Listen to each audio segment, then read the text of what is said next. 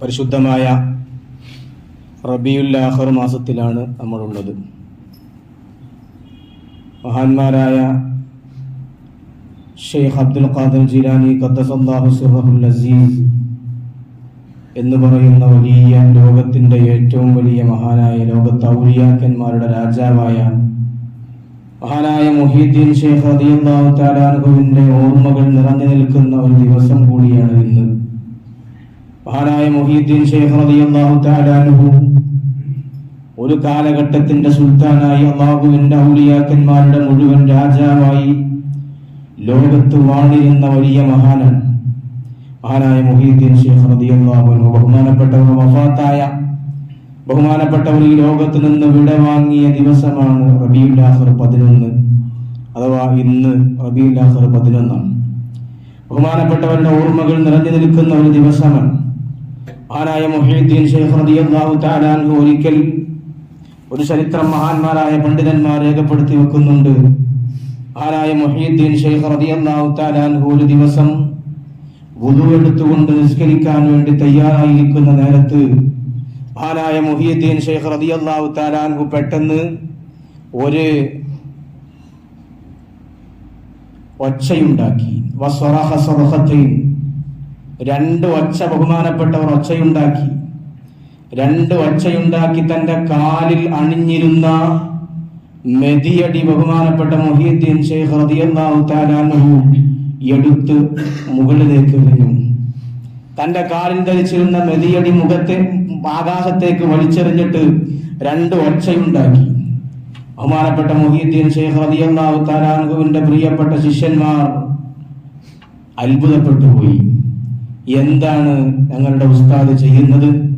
രണ്ട് ഒച്ചയുണ്ടാക്കുന്നു, തന്റെ കാലിൽ അണിഞ്ഞിരിക്കുന്ന മെതിയടി എടുത്ത് ആകാശത്തേക്ക് വലിച്ചെറിയുന്നു. ഈ വലിയ അത്ഭുതം കണ്ടപ്പോ ശിഷ്യന്മാർ അത്ഭുത പലതന്ത്രരായി ആർക്കും ബഹുമാനപ്പെട്ട ശൈഖ് അവറുകളോട് ചോദിക്കാനുള്ള ധൈര്യം വന്നില്ല. എന്തിനാണ് നിങ്ങൾ അങ്ങനെ ചെയ്തത് എന്ന് ചോദിക്കാൻ ഒരു ധൈര്യവും ബഹുമാനപ്പെട്ടവർക്ക് വന്നില്ല. ബഹുമാനപ്പെട്ടവർക്ക് കഴിഞ്ഞില്ല. ആ നേരത്ത് മഹാനായ മുഹീദ്ദീൻ ഷെയ്ഖ് റളിയല്ലാഹു തആല അൻഹുവിന്റെ അടുക്കലേക്ക് ദിവസങ്ങൾ കഴിഞ്ഞപ്പോ ആരൊക്കെയോ ചില ആളുകൾ കടന്നു വന്നു. അതുവരെ പരിചിതരല്ലാത്ത, അതുവരെ അറിയാത്ത, അതുവരെ കണ്ടുപോലും പരിചയമില്ലാത്ത ഏതോ നാടിൽ നിന്ന് കടന്നു വന്ന കുറച്ച് യാത്രാ സംഘം മഹാനായ മുഹീദ്ദീൻ ഷെയ്ഖ് റളിയല്ലാഹു തആല അൻഹുവിന്റെ മുമ്പിലേക്ക് കടന്നു വന്നു. മഹാനായ മുഹീദ്ദീൻ ഷെയ്ഖ് റളിയല്ലാഹു തആല അൻഹുവിനെ അവർ പാരിതോഷികങ്ങൾ കൊണ്ടുവന്നിട്ടുണ്ട്. ഒരുപാട് വസ്ത്രങ്ങൾ, ഒരുപാട് സ്വർണ്ണ നാണയങ്ങൾ ബഹുമാനപ്പെട്ടവരുടെ മുമ്പിലേക്ക് കൊണ്ടുവന്നു വെച്ചു. ആ നേരത്ത് അവരുടെ കൂടെ ദിവസങ്ങൾക്ക് മുമ്പ് ബഹുമാനപ്പെട്ടവർ വലിച്ചെറിഞ്ഞ, ആകാശത്തേക്ക് വലിച്ചെറിഞ്ഞ രണ്ട് മെതിയടികളുണ്ട് അവരുടെ കയ്യിൽ. മഹാനായ മുഹീദ്ദീൻ ഷെയ്ഖ് റളിയല്ലാഹു തആല അൻഹുവിന്റെ മുമ്പിലേക്ക് അത് കൊണ്ടുവന്നപ്പോ ശിഷ്യന്മാർക്ക് അത്ഭുതമായി. മഹാന്മാരായ ബഹുമാനപ്പെട്ടവരുടെ ശിഷ്യന്മാർ മഹാനവരകളോട് ചോദിച്ചു, ആ യാത്രാ സംഘത്തോട് ചോദിച്ചു, എവിടെ നിന്നാണ് നിങ്ങൾക്ക് ഈ മെതിയടി ലഭിച്ചത്? എവിടെ നിന്നാണ് നിങ്ങൾക്ക് ഇത് ലഭിച്ചത് എന്ന് ചോദിച്ചപ്പോ ബഹുമാനപ്പെട്ടവരുടെ ശിഷ്യന്മാരോട് ആ യാത്രാ സംഘത്തിലെ ആളുകൾ പറയുകയാണ്, ഞങ്ങൾ യാത്ര ചെയ്തുകൊണ്ടിരിക്കുന്ന സമയത്ത്, ഞങ്ങൾ യാത്ര പോയിക്കൊണ്ടിരിക്കുന്ന നേരത്ത് ഞങ്ങളുടെ മുമ്പിലേക്ക് കൊള്ളക്കാർ കടന്നു വന്നു. ചില അക്രമി സംഘങ്ങൾ ഞങ്ങളുടെ മുമ്പിലേക്ക് കടന്നു വന്നു. അവർ കടന്നു വന്നിട്ട് ഞങ്ങളുടെ സമ്പത്ത് അപഹരിച്ചു. ഞങ്ങളുടെ കൂട്ടത്തിലുള്ള ആളുകളെ കൊല ചെയ്യാൻ വേണ്ടി കടന്നു വന്നപ്പോ ഞങ്ങൾ വല്ലാത്ത ബേജാറിലായി, വല്ലാത്ത വിഷമഘട്ടത്തിലായി. ആ നേരത്ത് ഞങ്ങൾ മഹാനായ മുഹീദ്ദീൻ ഷെയ്ഖ് റളിയല്ലാഹു തആല അൻഹുവിന്റെ പേര് ഞങ്ങൾ വിളിച്ചു. യാ ഷെയ്ഖ് യാ മുഹീദ്ദീൻ എന്ന് ഞങ്ങൾ വിളിച്ചു. ബഹുമാനപ്പെട്ടവരുടെ പേര് ഞങ്ങൾ വിളിച്ചു. ആ പേര് വിളിച്ചു എന്ന് മാത്രമല്ല, ബഹുമാനപ്പെട്ട മുഹീദ്ദീൻ ഷെയ്ഖ് തങ്ങൾക്ക് വേണ്ടി ഞങ്ങൾ കുറച്ച് സാധനങ്ങൾ നേർച്ച ചെയ്തു. ചില സാധനങ്ങൾ നേർച്ചയാക്കി. ഉടനെ അതാ ഞങ്ങളത് നേർച്ചയാക്കി കഴിയലും ഞങ്ങൾ മഹാനായ മുഹീദ്ദീൻ ഷെയ്ഖ് തങ്ങളെ വിളിക്കലും അതാ ഞങ്ങളുടെ മുമ്പിലേക്ക് രണ്ട് മെതിയടികൾ പറന്നു വരികയാണ്. എവിടെ നിന്നാണ് വന്നത് എന്ന് ഞങ്ങൾക്കറിയുന്നില്ല. രണ്ട് മെതിയടികൾ ഞങ്ങളുടെ മുമ്പിലേക്ക് വന്നിട്ട് ആ മെതിയടികൾ ഞങ്ങളെ അടിക്കാൻ വന്ന, ഞങ്ങളെ കൊല ചെയ്യാൻ വന്ന, ഞങ്ങളെ ആക്രമിക്കാൻ വന്ന ആ യാത്രാ സംഘത്തിന്റെ, ആ കൊള്ള സംഘത്തിന്റെ ആളുകളുടെ മുഖത്തും ശരീരത്തിലും ഈ രണ്ട് മെതിയടികൾ ശക്തമായ പ്രഹരമേൽപ്പിക്കുകയാണ്. അവരെ ശക്തമായി അടിച്ച് ആട്ടി ഓടിക്കുകയാണ്. ഞങ്ങൾക്ക് വലിയ അത്ഭുതമായി. എവിടെ നിന്ന് മദീനയിൽ വന്നു എന്ന് ഞങ്ങൾക്കറിയില്ല. അങ്ങനെ യാത്രാ സംഘം തന്റെ ശിഷ്യന്മാരോട്, മഹാനായ മുഹയ്യിദ്ദീൻ ശൈഖ് തങ്ങളുടെ ശിഷ്യന്മാരോട് പറഞ്ഞു കൊടുക്കുകയാണ്. അഥവാ ഒരു ആപൽ ഘട്ടത്തിൽ, ഒരു സന്നിഘട്ടത്തിൽ പ്രയാസം അനുഭവപ്പെട്ട ഒരു സമയത്ത് മഹാനായ മുഹയ്യിദ്ദീൻ ശൈഖ് റളിയല്ലാഹു തആല അൻഹുവിനെ വിളിച്ചുകൊണ്ട് സഹായം അഭ്യർത്ഥിച്ചപ്പോ മഹാനായ മുഹയ്യിദ്ദീൻ ശൈഖിന്റെ സഹായം ഉടനടി വന്നു എന്ന് മഹാന്മാരായ പണ്ഡിതന്മാർ രേഖപ്പെടുത്തി വെച്ച ചരിത്രമാണിത്. മഹാനായ മുഹയ്യിദ്ദീൻ ശൈഖ് തങ്ങൾ അങ്ങനെ തന്നെയാണ്. ബഹുമാനപ്പെട്ടവർ പറഞ്ഞിട്ടുണ്ട്,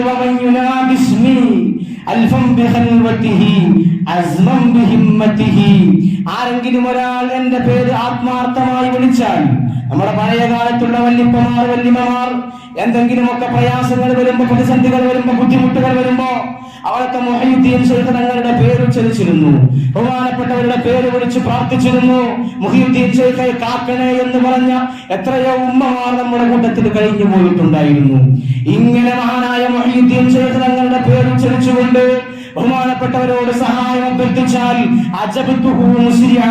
ഞാൻ അവർക്ക് എത്രയും പെട്ടെന്ന് ഉത്തരം നൽകുമെന്ന് മഹാനായ മുഹയ്യിദ്ദീൻ ശൈഖ് റളിയല്ലാഹു തആല അൻഹു പറഞ്ഞതായി നമുക്ക് കാണാൻ കഴിയും. ഞാൻ പറഞ്ഞു കൊണ്ടുവരുന്നത്, ഇങ്ങനെയുള്ള മഹത്തുക്കൾ, ഇങ്ങനെയുള്ള മഹാന്മാരുടെ പേരുച്ചരിക്കണം നമ്മൾ, അവരുടെ നാമങ്ങൾ ഉച്ചരിക്കണം. നമ്മുടെ ആത്മീയമായ ഉയർച്ചക്ക്, നമ്മുടെ ആത്മാവിന്റെ വളർച്ചക്ക് ഇങ്ങനെയുള്ള മഹത്തുക്കളുടെ പേരുച്ചരിക്കുകയും അവരെ തപസ്സുരാക്കി അല്ലാഹുവിനോട് ദുആ ചെയ്യുകയും ചെയ്യുക എന്നത് വളരെ പുണ്യമായ കർമ്മമാണ്. അത് പരിശുദ്ധമായ ഇസ്ലാം നമ്മോട് പറഞ്ഞ ഒരു വിശുദ്ധമായ ഒരു കർമ്മമാണ്. മഹത്തുക്കളുമായി തവസ്സുൽ ചെയ്യുക, മഹത്തുക്കളോട് ഇസ്തിഗാസ ചെയ്യുക എന്ന് പറയുന്നത്. ഞാനതിലേക്ക് കൂടുതൽ കടക്കുകയല്ല. എങ്ങനെയാണ് ഈ മഹത്തുക്കൾ ഇങ്ങനെയുള്ള വലിയ മർത്തബയിലേക്ക് എത്തിയത്? അതാണ് നമ്മൾ മനസ്സിലാക്കേണ്ടത്. കുപ്പിയകത്തുള്ള വസ്തുവിനെ പോൽ കാണാൻ ഞാൻ നിങ്ങളെ കൽബകമെന്നുള്ളവർ, നിങ്ങളുടെ ഹൃദയത്തിലുള്ളത്, നിങ്ങളുടെ മനസ്സിലുള്ളത് ഒരു കുപ്പിക്കകത്ത്, ഒരു പൊട്ടുന്ന ഒരു വെള്ളക്കുപ്പിക്കകത്ത് എങ്ങനെയാണോ ഉള്ള വസ്തുവിനെ എങ്ങനെയാണോ കാണുന്നത്, അതുപോലെ നിങ്ങളുടെ മനസ്സിലുള്ള ഓരോ കാര്യങ്ങളും കാണാനുള്ള കഴിവ് അല്ലാഹു എനിക്ക് നൽകിയിട്ടുണ്ട് എന്ന് മഹാനായ മുഹയ്യിദ്ദീൻ ശൈഖ് തങ്ങൾ പറയുന്നുണ്ട്. എങ്ങനെയാണ് ആ കഴിവ് ലഭിച്ചത്? എവിടെ നിന്നാണ് ആ കഴിവ് ലഭിച്ചത്? എങ്ങനെയാണ് അവർ അല്ലാഹുവിന്റെ മഹാന്മാരായ മഹത്തുക്കളായ ഔലിയാക്കന്മാരായി മാറിയത്? ഇങ്ങനെ എത്രയോ ഔലിയാക്കന്മാർ, ആയിരക്കണക്കിന് ലക്ഷക്കണക്കിന് ഔലിയാക്കൾ നമ്മുടെയൊക്കെ നാടിന്റെ പരിസരങ്ങളിലുണ്ട്, നമ്മുടെയൊക്കെ നാടുകളിലുണ്ട്. എങ്ങനെയാണ് ഇവർ ഇത്രയും വലിയ ഉന്നതിയിലേക്ക് എത്തിയത്? മഹാന്മാരായ പണ്ഡിതന്മാർ രേഖപ്പെടുത്തുന്നു, അവർ ഉന്നതിയിലേക്ക് എത്തിയത് ബിസ്സഫാഇൽ ഖൽബി, തെളിഞ്ഞ ഹൃദയമാണ്.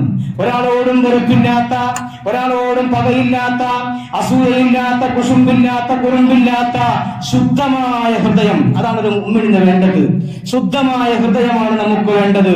നമ്മുടെ ശരീരത്തിന്റെ വെളുപ്പോ കറുപ്പോ അല്ല അല്ലാഹുവിന് വേണ്ടത്. നമ്മുടെ വസ്ത്രത്തിന്റെ ഇസ്തിരിയിട്ട വസ്ത്രമാണോ ചുളുങ്ങിയ വസ്ത്രമാണോ അല്ലാഹുവിന് നോട്ടമില്ല. ഇന്നല്ലാഹ യൻദുറു ഇലാ ഖുലൂബിക്കും, നിങ്ങളുടെ ഹൃദയത്തിലേക്കാണ് അല്ലാഹുവിന്റെ നോട്ടം. അല്ലാഹുവിന്റെ നോട്ടം നമ്മുടെ ഹൃദയത്തിലേക്കാണ്. അവിടെയാണ് ക്ലീൻ ചെയ്യേണ്ടത്. ശരീരം ക്ലീൻ ചെയ്യുന്ന അപ്പുറത്ത് നമ്മുടെ ഹൃദയമാണ് ക്ലീൻ ചെയ്യേണ്ടത്. ഹബീബായ മുസ്തഫ നബി തങ്ങൾ പറയുന്നു, അലാ ഇന്ന ഫിൽ ജസദി മുദ്അ, എല്ലാവരുടെ ശരീരത്തിലും ഒരിറച്ചി കഷ്ണമുണ്ട്. ഇദാ സ്വലഹത് സ്വലഹൽ ജസദു കുല്ലുഹാ, ആ ഇറച്ചി കഷ്ണം നന്നായാൽ, ആ ഇറച്ചി കഷ്ണം ശരിയായാൽ ശരീരം മുഴുവൻ നന്നാകും. വഇദാ ഫസദത് ഫസദൽ ജസദു കുല്ലുഹാ, ആ ഇറച്ചി കഷ്ണം കേടുവന്നാൽ ശരീരം മുഴുവൻ കേടുവന്നു പോകും എന്ന് മുസ്തഫ നബി മുഹമ്മദ് മുസ്തഫ സല്ലല്ലാഹു അലൈഹി വസല്ലം അതിനെ പ്രസ്താവിക്കുകയാണ്. അഥവാ മനുഷ്യന്റെ മനസ്സ് ശുദ്ധീകരിക്കണം, എന്നാൽ ശരീരം മുഴുവൻ നന്നാവും. എന്നാൽ നമ്മൾ ഇന്ന് ശരീരത്തിനകത്ത്, നമ്മുടെ മനസ്സിനകത്ത് വെറുപ്പ് നിറച്ചു വെക്കുകയാണ്.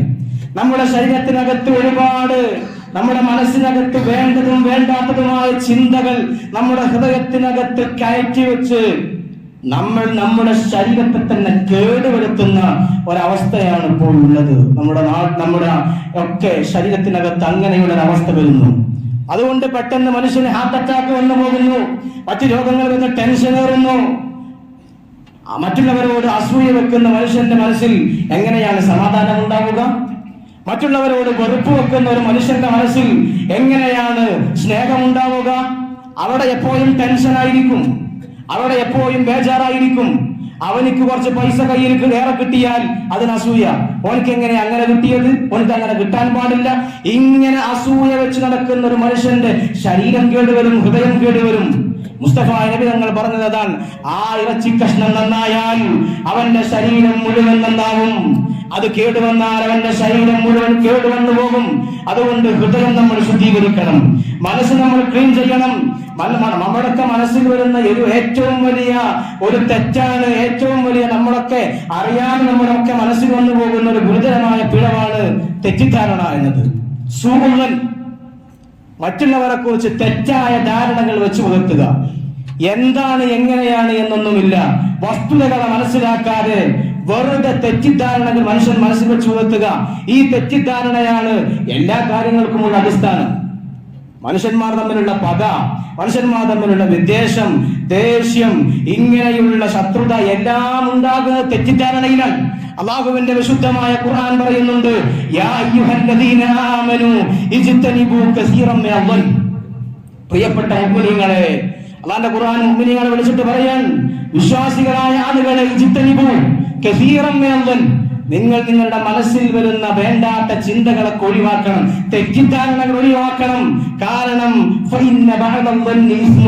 തെറ്റിദ്ധാരണകൾ തെറ്റാണ്. നിങ്ങൾ തെറ്റായി മറ്റുള്ളവരെ വെച്ച് ധരിക്കുന്ന ചില വിഷയങ്ങളുണ്ട്. ആ വിഷയങ്ങൾ മുഴുവൻ തെറ്റാണ്, തെറ്റ് വലിയ കുറ്റമാണ് എന്ന് വിശുദ്ധമായ ഖുർആൻ പറയുന്നു. മുസ്തഫ നബി തങ്ങൾ പറയുന്നു, ഇയ്യാകും വദ്ദന്ന, നിങ്ങൾ തെറ്റിദ്ധാരണയെ സൂക്ഷിക്കണം. മറ്റുള്ളവരെ കുറിച്ച് വേണ്ടാത്ത ധാരണകൾ വെച്ചു പുലർത്തുന്നത് നിങ്ങൾ സൂക്ഷിക്കണം. നിങ്ങളുടെ മനസ്സിൽ തോന്നുന്നതൊക്കെ സത്യമായി കൊള്ളണമെന്നില്ല. നിങ്ങളുടെ മനസ്സിൽ വരുന്നതൊക്കെ സത്യമായി കൊള്ളണമെന്നില്ല.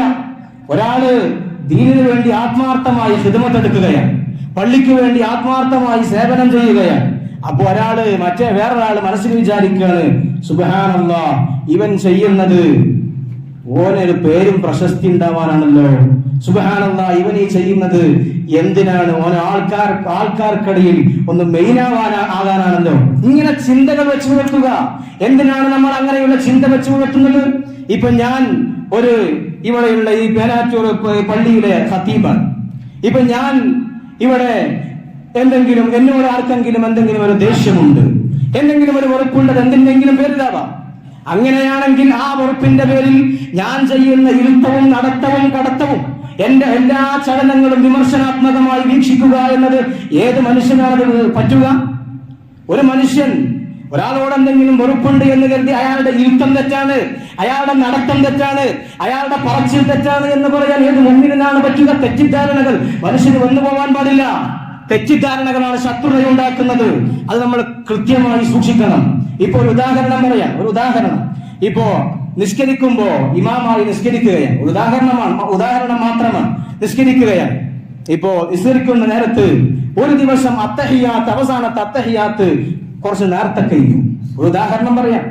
അവസാനത്തെ അത്തഹിയാത്ത് കുറച്ച് നേരത്തെ കഴിഞ്ഞു. പിറ്റേ ദിവസം അത്തഹിയാത്ത് ഇമാമ നിസ്കരിച്ചപ്പോ അത്തഹിയാത്ത് കുറച്ച് ലേറ്റ് ആയിട്ട് കുറച്ച് നേരം വെക്കിയിട്ടാണ് കഴിഞ്ഞത്. അപ്പൊ ഒരാൾ വിചാരിക്കാണ്, ഒരാൾ മനസ്സിൽ വരികയാണ്, എന്താപ്പോ മൂപ്പര് ഇമാമ് ഉറങ്ങുകയാണോ നിസ്കാരത്തിൽ? എന്താണ് ഇത്? തെറ്റിദ്ധാരണയുടെ പുറത്തു വരുന്ന സംഗതിയാണ്. ഇവിടെ മനസ്സിലാക്കേണ്ടത് മസലയുണ്ട്. വിശുദ്ധമായ ഇസ്ലാമിനുള്ള കൃത്യമായ മസലയുണ്ട്. അറിവില്ലായ്മ കൊണ്ട് ഒരുപാട് തെറ്റിദ്ധാരണകൾ മനുഷ്യന് വന്നു പോകുന്നു. ഒരാൾ ഇമാമായി നിസ്കരിക്കുമ്പോ അവിടെ കുറച്ച് ചില കാര്യങ്ങൾ ശ്രദ്ധിക്കാനുണ്ട്. എന്താണ്? ഒരു പള്ളിയിൽ ഒരു ഇമാമ് നിൽക്കുമ്പോ അവസാനത്തെ അത്തഹിയാത്തിരിക്കുന്ന നേരത്ത് പള്ളിയിലേക്ക് വേറെ ഏതെങ്കിലും മഅ്മൂമീങ്ങൾ കടന്നു വന്നാൽ അവനിക്ക് മസ്ബൂത്തായ വ്യക്തിക്ക് ജമാഅത്തിന്റെ കൂലി കിട്ടാൻ വേണ്ടി ഒരല്പനേരം അയാളെ വെയിറ്റ് ചെയ്ത് അത്തഹിയാത്ത് ദീർഘിപ്പിക്കൽ സുന്നത്താണ് എന്ന് മഹത്തുക്കൾ രേഖപ്പെടുത്തുന്നു. ചില ആളുകൾ അങ്ങനെ തെറ്റിദ്ധരിച്ചു പോകും. എന്താണ് ഇപ്പോ ഇന്ന് ഉറങ്ങിപ്പോയോ? അങ്ങനെ തെറ്റിദ്ധാരണ വെച്ച് പുലർത്താൻ നമ്മൾ പാടില്ല. ഇതിനൊക്കെ എന്തെങ്കിലും ഒരു കാരണങ്ങൾ ഉണ്ടാകും. തെറ്റിദ്ധാരണകൾ ഒരു മനുഷ്യന്റെ മനസ്സിൽ വരാൻ പാടില്ല. ഒരു ഇമാം നിൽക്കുന്ന നേരത്ത് ഒരാൾ പള്ളിയിലേക്ക് കയറി വരികയാണെങ്കിൽ അത് ഇമാം അറിയുകയും ചെയ്താൽ ഇമാമിന് അയാളെ അത്തഹിയാത്തിൽ വെയിറ്റ് ചെയ്ത് അത്തഹിയാത്ത് അല്പനേരം ദീർഘിപ്പിച്ച് അയാൾക്ക് ജമാഅത്ത് കിട്ടാൻ വേണ്ടി അയാളെ കാത്തിരിക്കൽ ഇമാമിന് സുന്നത്താണ്. ഇത് മഹാന്മാരായ പണ്ഡിതന്മാർ രേഖപ്പെടുത്തിയതാണ്. ഇങ്ങനെ ഓരോ വിഷയങ്ങളിൽ നമുക്ക് പലപ്പോഴും തെറ്റിദ്ധാരണകൾ വരും. ആ തെറ്റിദ്ധാരണകൾ മാറ്റണം. അല്ലാഹു സുബ്ഹാനഹു വ തആല നമ്മെ കാത്തു രക്ഷിക്കുമാറാവട്ടെ. അല്ലാഹുവിന്റെ വിശുദ്ധമായ ഖുർആൻ പറയുന്നുണ്ട്. അല്ലാഹുവിന്റെ വിശുദ്ധമായ ഖുർആൻ പറയുകയാണ്, യൗമ ലാ യൻഫഉ മാലും വലാ ബനൂൻ. നിങ്ങൾക്ക് നിങ്ങളുടെ സമ്പത്തോ നിങ്ങളുടെ പണമോ നിങ്ങളുടെ മക്കളോ ഉപകാരം ചെയ്യാത്ത ഒരു ദിവസം വരാനുണ്ട്. അന്നേ ദിവസം ഇല്ലാ മൻ അത്തല്ലാഹ ബിഖൽബിൻ സലീം, നല്ല ശുദ്ധമായ തെളിഞ്ഞ ഹൃദയം കൊണ്ടല്ലാതെ അല്ലാഹുവിന്റെ മുമ്പിൽ വന്ന ആളുകളല്ലാതെ രക്ഷപ്പെടാത്ത ഒരു ദിവസം വരാനുണ്ട് എന്ന് അല്ലാഹുവിന്റെ വിശുദ്ധമായ ഖുർആൻ വളരെ കൃത്യമായി നമ്മോട് സൂചിപ്പിക്കുന്നുണ്ട്. അതുകൊണ്ട് നമ്മുടെ ഹൃദയങ്ങൾ നമ്മൾ ശുദ്ധീകരിക്കണം. നമ്മുടെ ഹൃദയങ്ങളെ നമ്മൾ നന്നായി ശുദ്ധീകരിക്കണം. മറ്റുള്ളവരുടെ തെറ്റിദ്ധാരണകൾ മാറ്റി നിർത്തണം. മറ്റുള്ളവരുടെ വെറുപ്പുകൾ മാറ്റി നിർത്തണം. എന്തെങ്കിലും തെറ്റിദ്ധാരണകൾ ആരെങ്കിലും കുറിച്ചുണ്ടെങ്കിൽ അയാളോട് ചെന്ന് വസ്തുത ചോദിച്ച് മനസ്സിലാക്കി അത് തിരുത്താനുള്ള മാനദണ്ഡമാണ് നമ്മൾ കാണിക്കേണ്ടത്. എന്തെങ്കിലും തെറ്റിദ്ധാരണ ഒരാളെ കുറിച്ചുണ്ടെങ്കിൽ അത് അങ്ങനെ തന്നെയാണോ എന്ന് അയാളോട് ചെന്ന് ചോദിച്ചത് തിരുത്താനുള്ള മനസാന്നിധ്യമാണ്, മനക്കരുത്താണ് ഒരു മുഅ്മിനിന് വേണ്ടത്. അല്ലാഹു സുബ്ഹാനഹു വ തആല തൗഫീഖ് നൽകി അനുഗ്രഹിക്കട്ടെ. നമ്മുടെ പള്ളിയിൽ ഒരുപാട് കാലമായി